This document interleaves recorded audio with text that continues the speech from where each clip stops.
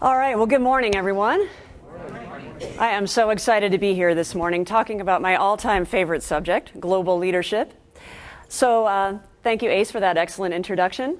Again, my name is Vicki Flier Hudson, and my company is High Road Global Services, and we are an Atlanta-based training company.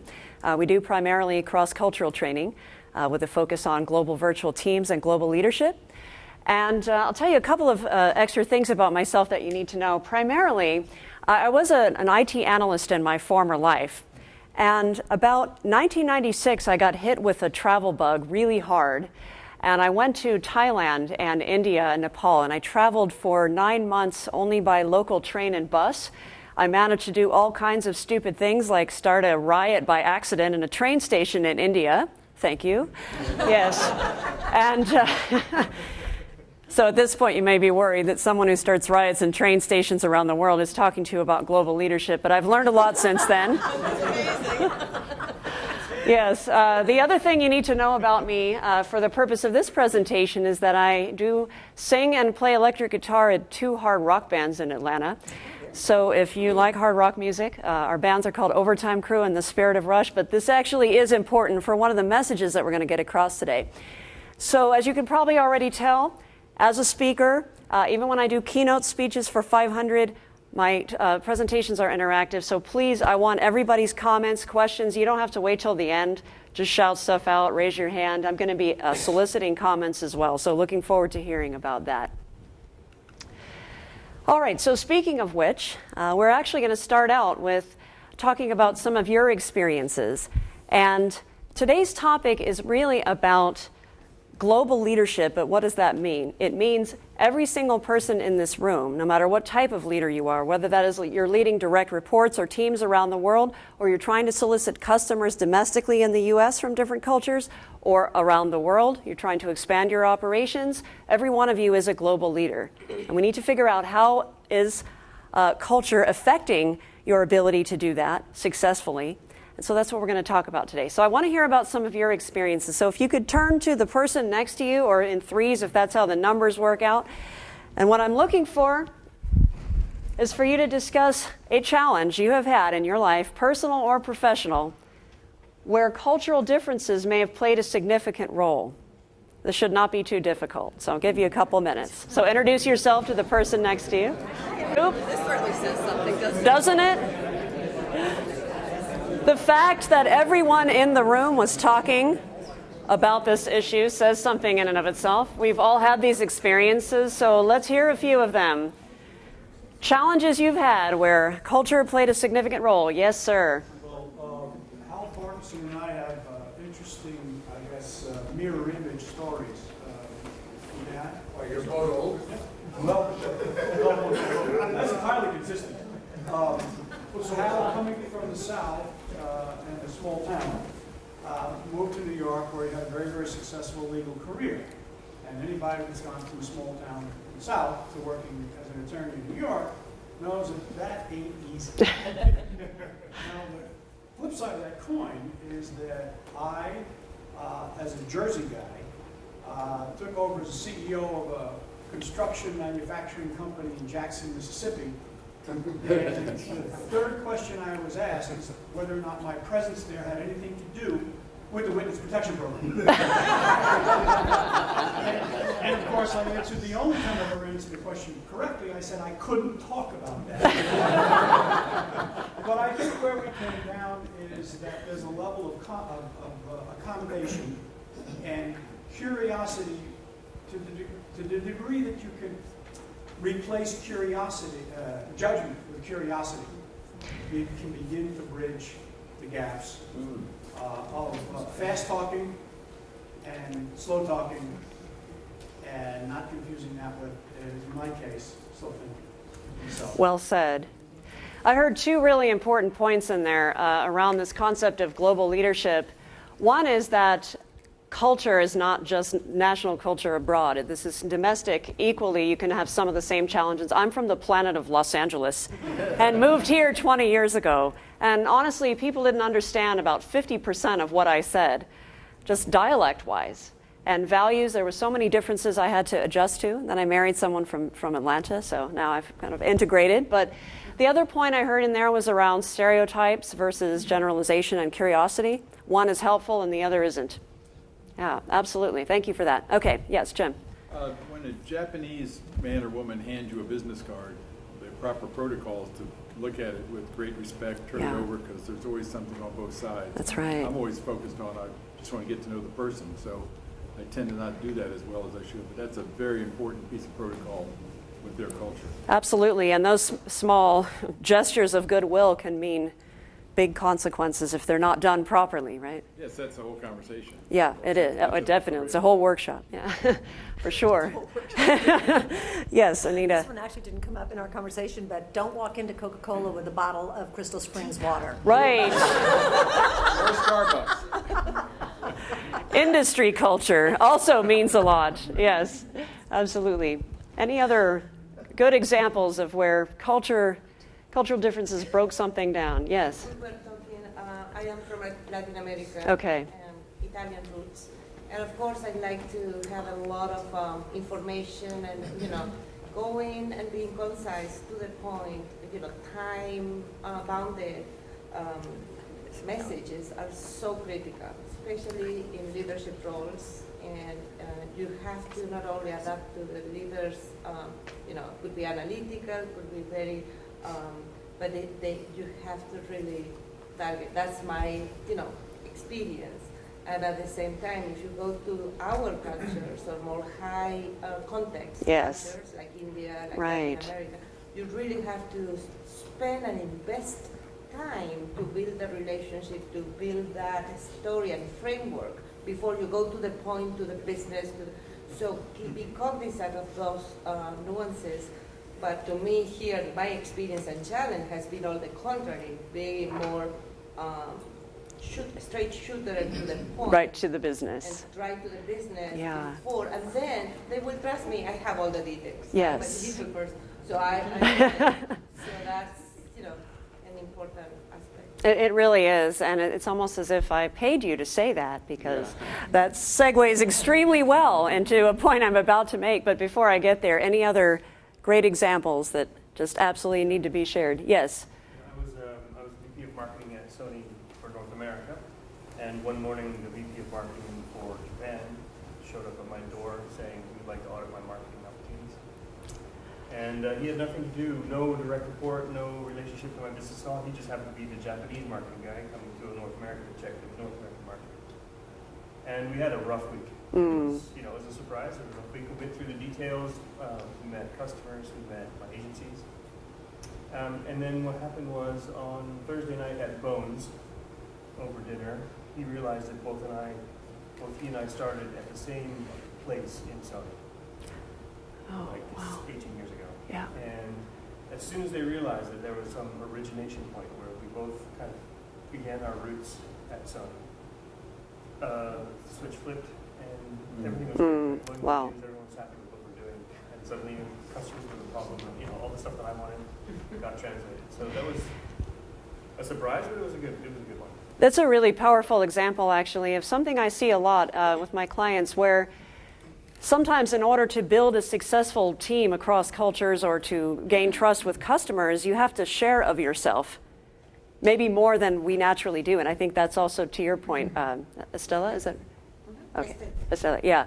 So we often leave that out as a piece of leadership. We're very focused on the numbers, but not necessarily on our story, our life story as a leader. And that authenticity can often be an extremely powerful bridge across cultures. So I want to hear more of these, but let me actually go back to Estella's point.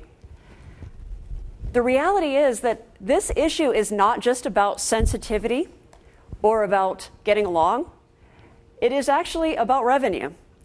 So the voices are growing louder and louder every day that cultural issues do affect the bottom line. I have only 3 statistics here for you, but if you want, I've got about 100 in my office that I could share with you about cross-cultural situations or lack of intercultural skills that have impeded leaders. So I'll just share a couple with you now.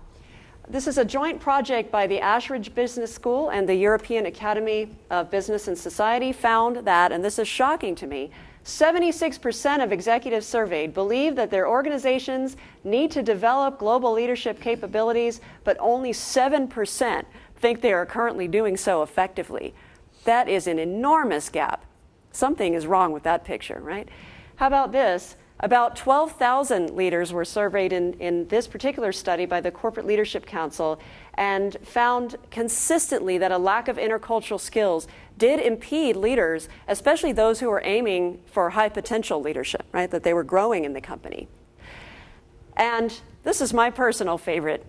This is really an issue that will affect all of us at some point. So even if your customer base is primarily domestic, by 2050, almost 80% of world GDP growth between now and 2050 is going to come from outside the US, Europe, and Canada. So that means the center of the world is tilting. And we have to be prepared for that. Emerging markets have emerged, and our global crises are growing more urgent than ever. So for all of us to participate in that, we have to have these skills. Let me hear one more. I think we had one more example. You had your hand up, Jim. Actually, I was just going to confirm the term he used, curiosity. Yeah. And I just think that the relational aspects are so important, and they need to be based on sincerity. And so he bridged a gap, the other gentleman bridged a gap by simply being a little bit curious. And Yeah, the conversation led itself to commonalities Yeah. that they were both able to grab onto. And that's how it happens, I think. I believe you're right. Yeah, absolutely. Sincere curiosity can make up for a lot of what you don't know, right? Yeah, by asking the right questions. And this point is absolutely crucial when it comes to the fact that, again, the voices are louder and louder about the fact that ethnically diverse companies do financially outperform non-diverse companies in most studies now. So this is a McKinsey & Company study, but you look at Harvard University, all the top Ivy League university studies, consulting companies, the result is pretty much the same. There's not really a lot of debate on this. So the question becomes then, what does it take to be that successful global leader, whether you're leading only domestically but leading people from different backgrounds, or you're trying to win customers from different backgrounds, or you have international operations? So I want to put this question out to the group. What are some of the skills, attitudes, and behaviors that you think and that you've seen in your work that are needed to be a highly effective leader across culture, time, distance? How many are working virtually with customers or clients? Yeah, that's a whole other workshop. So I'd love to hear your comments. Yes? Listening. Yeah, Mark. Listening actively. And I think in the age of technology is both helping us and hurting us in global leadership. It's helping us because we now have new technology by which to collaborate with our employees or customers more personally. But at the same time, it's also distracting us. Right?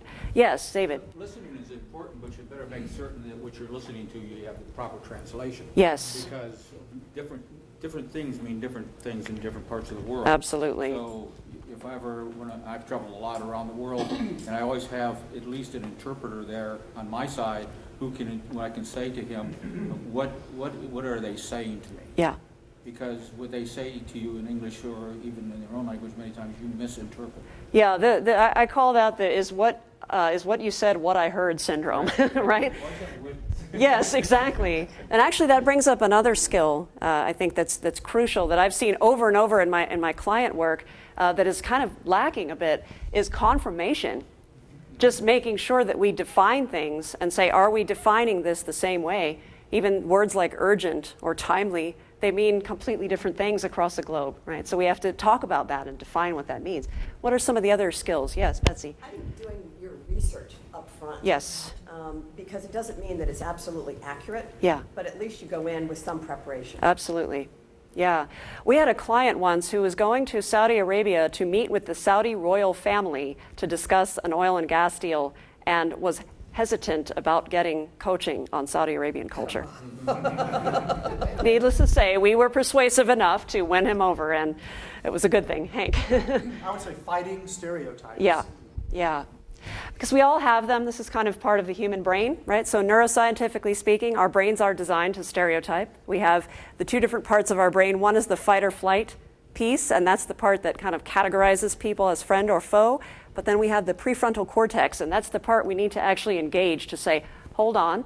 Have you all heard the rule about 4 seconds? If you pause for 4 seconds, it can actually make a difference of whether you end up categorizing or not.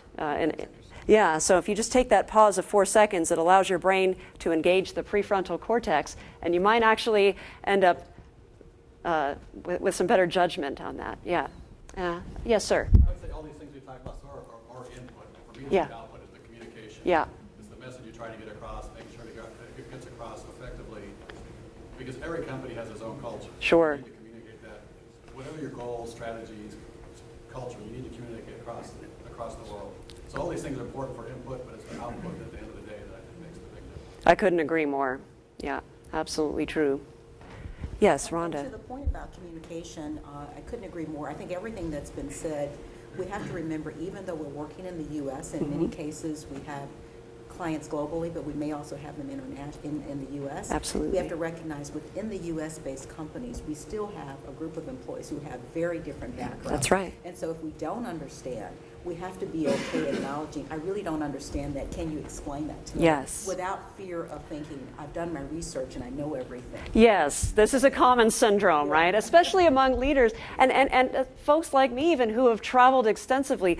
Sometimes we do get into that mindset that we kind of know it all, right? We know what we need to know and we have nothing left to learn, and that's a very dangerous mindset, actually. So I always say when my clients say to me, oh, we're so glad to have you here because you're our India expert, I say, oh no, I am always a student of India, always, for the rest of my life.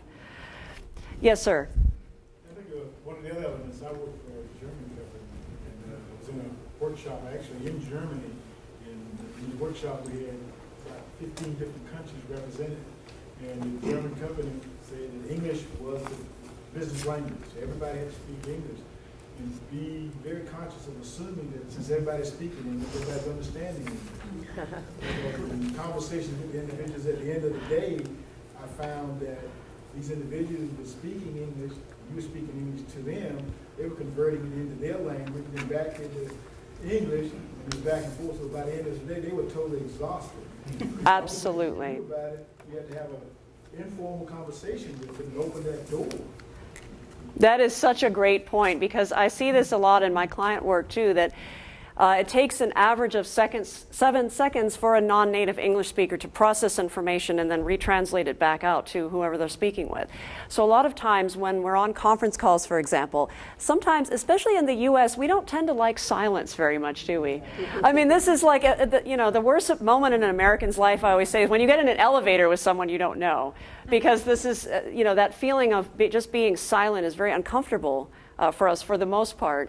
When in my former life as an IT analyst, I worked for a medical diagnostics company, and I actually had to teach a class called Audit Etiquette, because the FDA would come in and they would audit us. And a lot of times our folks would be so uncomfortable with the FDA agent being silent sometimes that they would start filling in things that they really weren't even being asked. And so Audit etiquette. Audit etiquette, yeah. So it is very important to become comfortable enough with silence to give non-native speakers a chance to think. Elevators are Yeah. easier now because people are on their devices. And This is true. Yes, we're becoming even less present with each other. Yeah, let's take one more comment. Yes, ma'am. Michelle. To go along with what's already been said, I think we need more patience. Yes. And we go in, I have a bias for action, so I Yeah. do like to get to an end result quickly anyway, but slowing that down, understanding where the other person's coming from, seeking perspective Yes. takes more time. And the higher the stakes, the harder that is. So if a deadline is on the line, we work with a lot of IT companies, that deliverables, it's all that matters. And the higher those stakes, the more we feel that stress. And what else happens, actually, to Michelle's point, what else happens in high-stakes situations is we tend to default to our cultural norms and to our comfort zone as well. So when teams are under stress, they tend to sort of go back to those mindsets, and sometimes it can be challenging for the team to actually achieve what they need to achieve. These are great comments. So I'm going to put a few more of my own that I've seen from client work and from my research around what is it that we need as global leaders. And again, I'm saying that to anyone, even who is only domestic operations, as Rhonda pointed out. We need those skills regardless. Easily and authentically switching into multiple modes of communication. So if you are a highly direct communicator, that's wonderful and that's authentic to you, but that may not always be appropriate in every cultural situation. So you have to find that zone of appropriateness or authenticity where you're still being authentic, but you are adapting to some extent to be effective with a customer, for example. Awareness of filters and biases in leadership models. So a lot of the leadership models that have been studied in the last, say, 20 years have really been mostly from a Western perspective. That's starting to change. There are a lot of Indian leadership models that are making into Harvard Business School and other top-tier schools where we can learn from these differences and different perspectives. But we have to be aware as leaders that how we were trained as leaders, we may be applying that filter, and we may not then be taking into account some perspectives from leaders that maybe behave very differently from us, right? Leading by influence versus personal power. So if you have direct reports, for example, the command and control leadership style doesn't work as well as it did 20 years ago or even 10 years ago. Because now we have to lead more by influence and build consensus with people from different parts of the world or different backgrounds, as you said, Rhonda, right? The ability to build consensus across cultures is a key leadership skill. The agility and adaptiveness to rapid change. So some of these markets, such as India, China, Argentina, these are markets that are changing on a dime. I mean, they are changing so quickly that if a leader does not have that ability to adapt quickly, they will easily get left behind. Right? Leading a matrix team across borders. So this is a huge challenge I think a lot of my clients are facing, that it's not so much anymore the structure of leader and team over here and leader and team over here. It's leader, and these teams are crossing functions and they're relying on each other in this matrix format, but that's very difficult. I mean, imagine you have 3 bosses instead of 1, right? The priorities get confused, and sometimes that can cause a lot of challenges. So this is a key skill that I see lacking in some companies. And of course, a high level of self-awareness and empathy.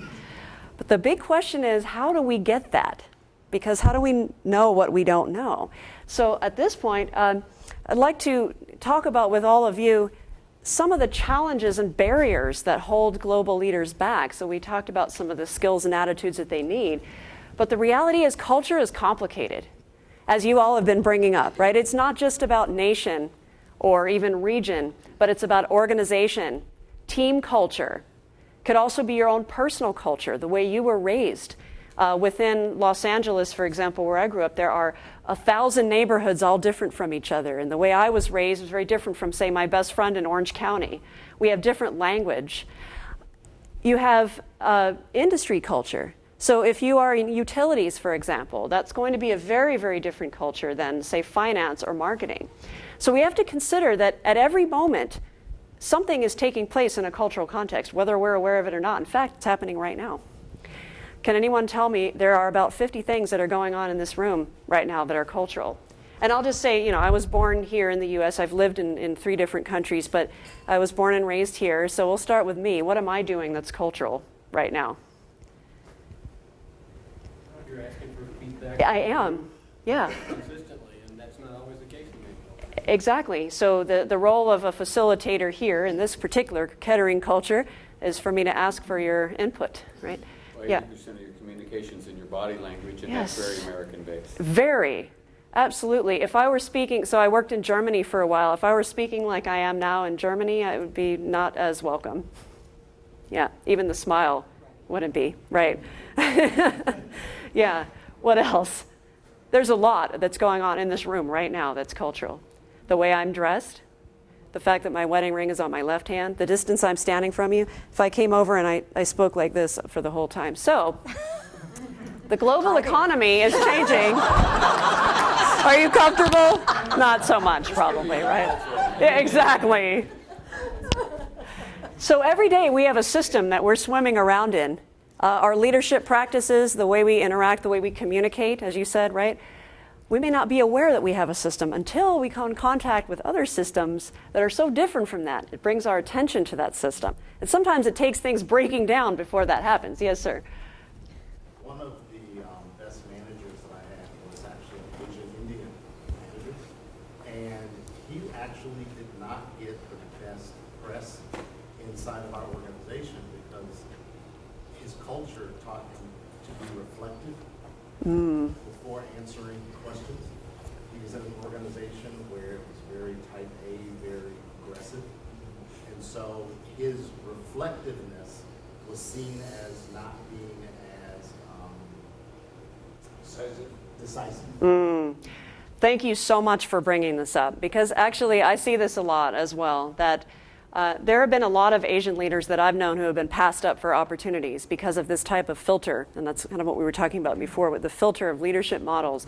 And if we are aware that everything is taking place in a cultural context, that the folks who you're talking about could have reflected on that and said, you know, this actually may be a cultural component or a personality component, and looked outside of their filter and their, yeah, it's very difficult to do. Yeah, Vaughn. I always found the most difficult thing was in short interactions, Mm. the cues Yes. that people are looking for Yeah. in different cultures Yeah. Can immediately put you in a particular category Yes. within the first minute Absolutely. of a conversation. Yeah. So, you know, there's the balance between, you know, strength and warmth Yes. in terms of leadership and engaging somebody emotionally, which gets to them personally and has, you know, positive repercussions Yeah. later on, but oftentimes what engages somebody emotionally is going to be very different culturally. So if you're looking for somebody who's a really strong leader, Yeah. that in our culture might be a little overbearing, but in another culture is considered to be the norm. And in fact, if you don't present yourself that way, people don't want to follow you. I love this point. And here's how I'll summarize Vaughn's point. This is brilliant. Thank you for that. The word respect or rude or polite, completely meaningless without cultural context, right? So when we talk about things being rude or someone being discourteous or not showing respect, it's a completely loaded term. It has no meaning outside of a context of some sort. And so as Vaughn's pointing out, our job is to figure out what is that context and adapt when we can, right? Yeah, Narcy. The main point I picked up from what you said is the transactions are becoming smaller and smaller. Yeah. Meaning that it's too. not like you're engaging with them for a long time. That's right. You have only a short time to make that assessment. You don't have the luxury of Yeah. building the rapport and getting That's to true. know. Yeah. So how do you, in a short interaction, how do you? I'm going to actually give you a framework for that today. Yeah, go ahead, Nancy. I was just going to say that by definition, this organization is not generationally diverse. Yes. Which I think is an interesting, something interesting that we might even need to consider, right? Because it's changing so fast with the new generation coming into the workforce. You are absolutely right. And in fact, cross-culturally, that's an extremely important factor to consider because, for example, in India, those under 30 are starting to behave quite differently from, and you could say, well, that happens everywhere, but it's really quite drastic in India than those over 30. And so that generation, if you have a team with both, you do need to be aware of how the generational difference is affecting how you speak with them, how you lead them, how you assign tasks to them, what kind of career development you might provide for them. It makes a big difference. So. It's pretty drastic here too. Yes, absolutely. Personal example, I have my younger daughter's 23, and she had an internship and over the summer, like 2 years ago. And so she's at this internship, and I get a call from her. It's about 2 o'clock in the afternoon, and I heard my dog in the background, and it was a full-time internship. And I said, "Where are you?" She said, "I'm at home." I said, "What are you doing at home?" She said, "Well, I didn't really have anything else to do, so I left." I said, "Well, did you talk to them about maybe doing something else?" And she said, "Well, I finished everything I was supposed to do, so no, I just figured I was done for the day, so I just went home." Wow, yes, that is a significant difference from how I grew up working, right? So I think Nancy's point, and really what I'm hearing from the group, is that all of these filters are there. It's our awareness of them that may fluctuate, right, in any given situation. So what we also need to think about not just what are the skills and attitudes and behaviors that it takes to be successful, but what are the things that are holding us back from being as highly effective a global leader as we could be. So what do you think? So I was leading a team in Australia, and I had a very bright Asian on the team. And my leadership style is empowerment and trust and delegation. And he said, this is really, really hard for me because it's not my upbringing. But I know I'm going to become better and be a better leader. So I just want you to know it's really, really hard, but I'm determined to conquer it. Wow, and that was very, very self-aware of him to say that, actually. There are a lot of things that hold us back, and I unfortunately continue to see these barriers in spite of globalization and more sophistication among global leaders. That is happening. I mean, I have a lot of hope for global leaders going forward, but I am still seeing a fair number of these barriers coming up. Everything from we're unskilled to recognize our own unconscious biases because they're unconscious, right? So it's very difficult to recognize that. Insufficient awareness of our own cultural style. So we talked about this already, that if you're swimming around in your culture every day, I might not say that, well, when I want to just get down to business immediately in a meeting, that, oh, that's so American of me. I may not be aware that that is a cultural influence. Poor listening skills, not having training on managing remote workers. I know a lot of leaders just get thrown into that role, but they don't necessarily have any formal education or guidance around how to manage somebody in Thailand or Germany or people dispersed across 10 countries or even 10 states in the US, right? And then this last one is one of my personal favorites, and I'm going to show you some scientific proof for this. 99% of us in this room overestimate our cultural capability. You would probably say that about, we would overestimate the things that we know. So there's Yes. lots of research done on primary knowledge and secondary knowledge. Exactly. And how few people really know what they know. Yes. They think they know a ton. That's right. Exactly. And this is no exception. Right. Yep. Exactly. So what we want to try to accomplish today is to think about how do we break down some of those barriers, because they could be holding us back. And even if we are successful, imagine what more we could do when some of these barriers are broken down, right? So I want to make a little analogy now. I did say earlier that it was important for you to know that I play electric guitar and sing in 2 hard rock bands. One of them is a Rush tribute band. Any Rush fans? Or yes? Okay. I love it. Well, just in case, for those who are not familiar, I'll play you a quick sample just so we're all aligned on the same page. This is them. We sound pretty close. Anybody recognize this song? Yes. All right. Okay, so that's Rush. So now we are on the same page. So I got into Rush when I was 15 years old. I heard one of their albums floating in from someone's bedroom, a friend's house that I was over, and I went into the bedroom and I said, "What is this music?" They said, "It's Rush." And the album was called Permanent Waves, and I said, "Can I borrow that?" They said, "Sure," and I never gave it back. And I still have that cassette in my office. And I have been listening to Rush since I was 15. I know every lyric on every album. I can air guitar and air drum and air bass every single note on every single song that they've ever written. I've seen them countless times in different states. I have met Rush, and I am in a Rush tribute band. So needless to say, I know Rush pretty darn well. But 3 years ago, when I picked up the electric guitar to learn how to play it, I've been playing acoustic since I was young, but I had never played electric really before, I couldn't just play Rush. So all that exposure did not guarantee me to have the skill set, right? So because we travel, because we lead globally, that doesn't necessarily, it might, but it doesn't necessarily equate to us having that competency and that skill set. I had to sit down and get a teacher and learn picking exercises and learn chord structures and learn about amplifiers and pedals and all of these things that were new to me just because that exposure was there. I couldn't just play Rush on the guitar. I can now, sort of, but it took some time, right? So awareness and exposure do not necessarily equate to cross-cultural high performance or high-performing global leadership. So that's really important about, I think, to Vaughn's point about this, we don't know what we don't know.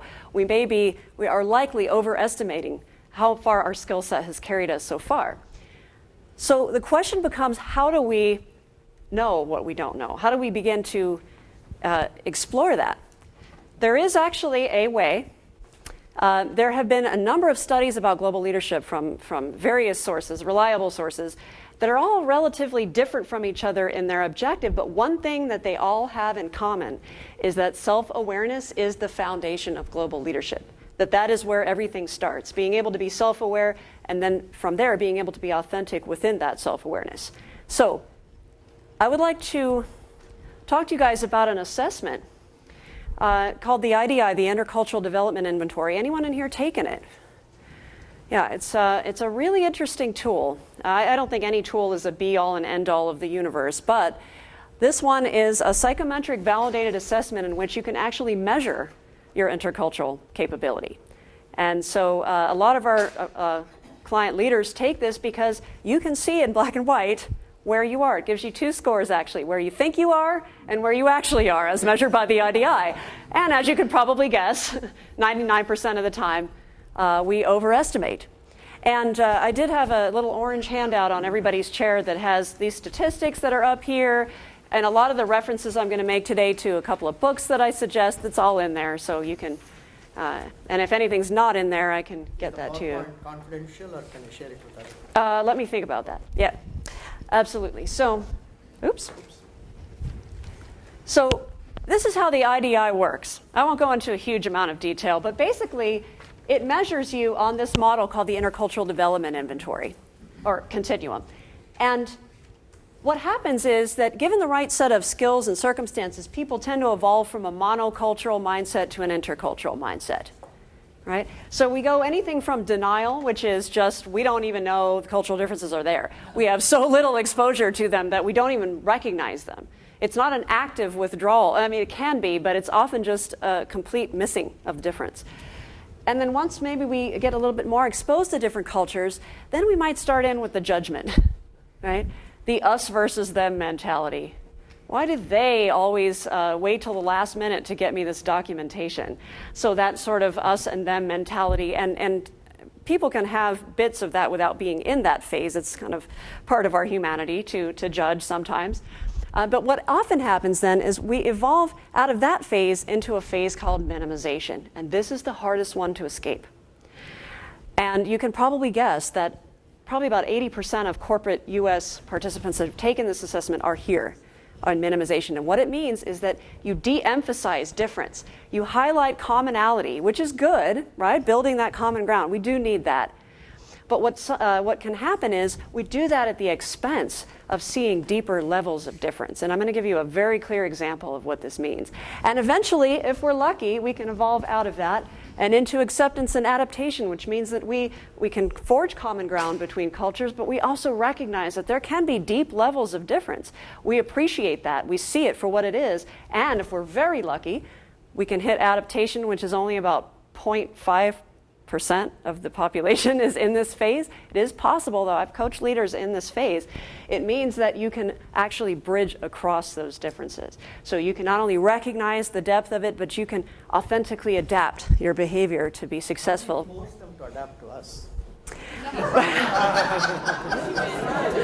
I love you, Narcy. There you are. That's Narcy. That is Narcy. I don't think you get it, Narcy. It's almost like I paid him to say that because I'm actually going to answer that question, but in a slightly different way.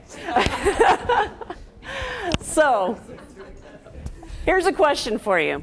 In order to move one level, say from polarization to minimization or minimization to acceptance, how many hours of targeted work do you think it would take? So targeted work means not just you go to France, but if you go to France, you have interviews with colleagues there about their cultural values. You take an intercultural training class, you do some coaching, you read a book specifically about French culture. That's targeted work. So how many hours would you say just to move one needle, one level? 250. Yeah. Well, you're in luck. It actually takes about 50 hours, but for the average person, this is about a 2-year process, because think about that, no one's going to spend 50 hours doing just that at one given time, right? So it is possible, but yeah. I'm just going to make it analogous to most of our industries they're in. You'll probably say, well, if someone comes in my industry, it takes them at least 3 years to learn my industry. I think it's a little analogous to that. Absolutely. I was thinking more time that it takes as opposed to how many hours it takes. Yeah. And you know, this is a really good analogy to make, actually, because people don't tend to think of cultural competency as a learned, measurable skill. They tend to look at it as this kind of soft, soft skill that's nice to have. But the reality is, like learning an IT program, or dare I say, learning a surgical procedure, maybe that's a little extreme, but like that, it is a skill that you have to learn and study. Some people do have a sort of innate ability, like maybe someone who traveled from an early age or got exposed to differences from an early age. They might take the IDI and automatically be in acceptance without having put too much work into it, but that's not the norm, that's the exception. It is a learned skill, it's something we do have to put effort into, just like learning a new job or a new industry. Absolutely, yes? Two thoughts come to mind. One is, I think the first 3 levels, denial, polarization. If you look at conflict and conflict management workshops and books, that's where most of the conflict is happening. Yes. The first 3 levels. Absolutely. And we keep talking about skills of managing conflict, but culture, even inter-organizational culture. Yes. Without putting ethnicity and gender into the mix. Yeah. Is so high, diversity is so high even inside, like the lady was saying. And the second thing I want to mention is the word intentionality. Yes. Is the new buzzword. Absolutely. Mindfulness. Yeah. Presence. As a rule, I think in the morning, what I've started doing in the last 2 years is I listen to audiobooks on mindfulness just before going to work. 30 minutes, 20 minutes, just so you're centered before you walk in. Been there, done that. I've lived in Pune in India, which was made up of about 30, 40 immigrant populations all the time, because after US closed its door to people from the Middle East, they came to India. So I grew up with people from Africa and the Middle East all my life, and I didn't know any different. But coming here, it is still a new concept, because having grown up with 30 cultures, like you grew up in LA, it's very different. Oh yeah, very different, yeah. And then transplant myself to the Midwest, it was a culture shock for me and for them. Yeah, I think you're right about this concept of intentionality becoming really strong in global leadership circles, that being intentional about, rather than acting reactively, but proactively thinking about what cultural forces could be at work here, what differences could be present here, whether they are generation differences, gender differences, whatever it is, just to really be thinking about that as we approach any situation. I think right there, you have an advantage, just to be thinking about it, right? Absolutely. So with our remaining time, I want to share just a few skills that I have found to be very powerful with our clients and in research around what it takes to be successful in a global leadership environment. And comments, again, are always welcome. I want to start off with this wonderful quote by Edmund Wayne Davis. He is a Harvard University professor, and he's done a lot of work on anthropology of indigenous cultures, and he is really worth watching on YouTube if you have the opportunity. He says, "Other cultures are not failed attempts at being us. They are unique manifestations of the human spirit." And I think that platform alone is helpful to global leaders. So let's look at a couple of the skills. The first skill that I think is absolutely crucial is to be able to quickly identify and assess the impact of culture on any business function. And I think this is what you're hinting at with this intentionality, right? So I want to tell you a little story. This is me. Yeah. And this is me on my very first international trip to Thailand in 1996. And one of the challenges that I see for global leaders getting into new teams, new countries, different functions is just the lack of recognition that culture is playing a role at all. And when I was in Thailand, I had a guide, this Thai woman who was showing me around to some places that I otherwise would never have seen. And she took me and some other folks to the floating market near Bangkok. Anyone been there? It's really amazing. And so she said, right before we entered the park, she says, "I have to warn you guys about something. There is a guy who kind of preys on unsuspecting tourists. He carries around 2 monkeys, and he comes up to you, and you get all excited about seeing these monkeys, and he lets you hold them and everything, and takes your picture, and then tries to charge you money for it." I said, "Oh, well, I'm on to him. I'm not going to get tricked by this guy." So I walk in the park, and this guy comes up with 2 big snakes. And I was just fascinated. And I said, "Oh, look at these." He said, "Would you like to hold them?" Sure. So he puts them around my neck, click, 20 baht. So it did not come in the same form, but it's that recognition, right? Yeah. Well, you got your 20 baht worth. I got my 20 baht worth because I have used this picture as a lesson learned in many of my future presentations. But the reality is the recognition piece is crucial. We have to be able to look, some of you may have seen this model before, it's kind of ancient, but it's still, I feel, fairly effective, that we have to be looking under the surface. If we're going to be working with customers, for example, clients, a client is much more likely to buy from someone, a company or an individual who at least considers their perspective, even if it's very different from your own, right? So we have to be looking at some of the value systems underneath the behavior that we might see. So I want to offer you this framework here. And this is definitely something I'm happy to share with folks. I think really the whole deck is fine. But whenever we are entering a situation, a conversation with someone from a different background, it is helpful to use a sort of checklist of potential values that we can have in our mind to say, what could be going on here in this conversation? Is it possible that this person is hesitating because they're a more implicit communicator than I am? And that them saying this, yeah, I should be able to do that, is actually a no.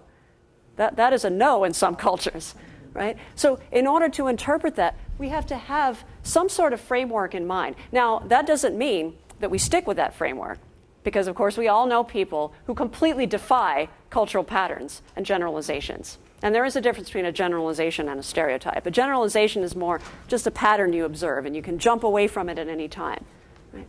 So we have to have this framework in mind, and we can just ask ourselves, we can kind of click down the checklist and say, are any of these things at play? The second thing we have to be able to do is what I would call the both and option. This is a really quick scenario that I'll draw your attention to that I have seen and heard countless times in my work. Let's imagine that a senior HR leader has a team of 10 consisting of men and women, African Americans, white men, white women, one Indian, and one German. And she looks at the team and says, I love this team. It's so great. You know, they're all so talented. And I really love that they're diverse, but I don't see color. I don't see culture. I just see them as individuals. Now, you might think, what's wrong with that? What is wrong with that? Yeah. That's right. There's nothing really wrong with it so much as it's incomplete, right? We need to see people as individuals, and we need to see their identity. If someone is from Germany, for example, that is part of their identity. That is part of their culture, and that is part of how they will approach business, right? So we do have to be aware of that. And for example, that is minimization. That is an example of minimization. If we say, well, I don't see that when I look at my diverse team. I just see them as people. That's wonderful, but it's an and. We need to do both. That's right. That spectrum. Yes, great word. You're not going to be able to maximize your leadership skills. Exactly. That's exactly right. And you won't be able to get the best out of people with that mentality, right? Similarly, NARCI, it's almost like a paid NARCI to say, what if you say, I feel like we are always being asked to adapt to the culture of the Indian team. I hear this a lot, practically daily in my work. Shouldn't they adapt to us if they are living here in the US? What's the answer? It's both. Yes. It's a both and, not an either or. On the one hand, yes, if you're an American leader with an Indian team, you do need to set clear expectations about how you want, for example, conference calls to be run, or you want feedback to be given. And you also need to provide multiple pathways for that feedback to be given. Don't just have it be given in a group setting where it may be embarrassing for people of a more face-saving culture. Provide multiple channels of communication. Business is conducted in English, and you can find out what languages your Indian team members speak. There are 22 official languages in India. Find out which ones they speak. Learn one or two phrases in those languages. Use those phrases every so often to generate goodwill. So it's a both and. And the last skill is we need to be able to deliver the same message in multiple ways. The biggest problem with communication is the illusion that it has been accomplished, right? George Bernard Shaw. So we have to be able to adaptively be authentic. So in other words, I am, for example, a pretty direct communicator, but when I went and lived in Asia, I actually started to realize the value of being more implicit in my communication sometimes. It can help to preserve relationships and harmony in a situation. And so I've actually learned that both can contribute to my business skill set. So while I have my authentic style, I let that authenticity expand. We have to be able to deliver that message in multiple ways. Even words like urgent, timely, ownership, all of these vague words, they need to be defined by leaders. We can't assume that people know what we mean when we say these things, right? So, okay. So for example, let's think about where you would put yourself on this scale. So on the left side of the scale, you have explicit communicators. And these are people who believe that the bulk of the message is contained in the word. So if I say yes, that means yes, I can have this deadline completed by June 30th. But let's say that I'm a more implicit communicator, and I come up to Mike, and I say, hey, it's good to meet you. I can see that. My words are, it's good to meet you, and it is. Very nice to meet you. But what's my message? My message is, yeah, something is wrong. I'm mad at Mike, or I heard he said something bad about me. Whatever it is. This is one of the most damaging intercultural differences in business today. I could send you, like I said, about 100 studies, particularly in the offshoring world between US and India or Europe and India, where deadlines and project management are regularly affected by the different interpretations of the word yes. So this is a very serious challenge. But we as leaders need to be able to walk this scale comfortably, and of course not inauthentically. So if we go back to the IDI model, right, the minimization, let's get back there really quickly. Adaptation is not adapting to every culture and just losing yourself. That is not what it means. It means adapting authentically. That's why so few people are there, because that's actually very difficult to do, right? So global leadership is a state of mind. It's not just something that we need to achieve to get more clients. It's the way we need to be. And I would ask that we think about a small step that we might be able to take today, even next week, to enhance our ability to work with people of different backgrounds, different cultures, different ages, generations, and so on. The small steps, I think, are what really matter. You think about Neil Armstrong took one tiny step on the moon, changed the entire face of civilization. We can do the same. So a couple of suggestions that I have for you. These are all in your handout. So you can measure your cultural competence with the IDI. I am going to offer a 20% discount on the IDI to anyone in this room. So if you're interested in that, I have a little card that you can fill out that you can tell me how you want me to contact you or not. So if you just want these slides, that's fine. If you want to sign up for our blog, every month we write about subjects like global leadership and working across cultures. If you're interested in taking the IDI, you can mark that too. And the little category for that is send me information about how to measure my intercultural competence. There is a great book out now called Leading Across New Borders. I did put the author's name and the title on your handout. I highly recommend that book.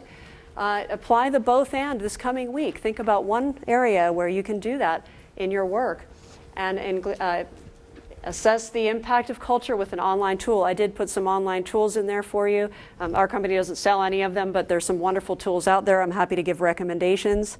So I'll pause here for any final comments or questions. How did you survive 55 hours on a train? Oh, by the end I was hallucinating.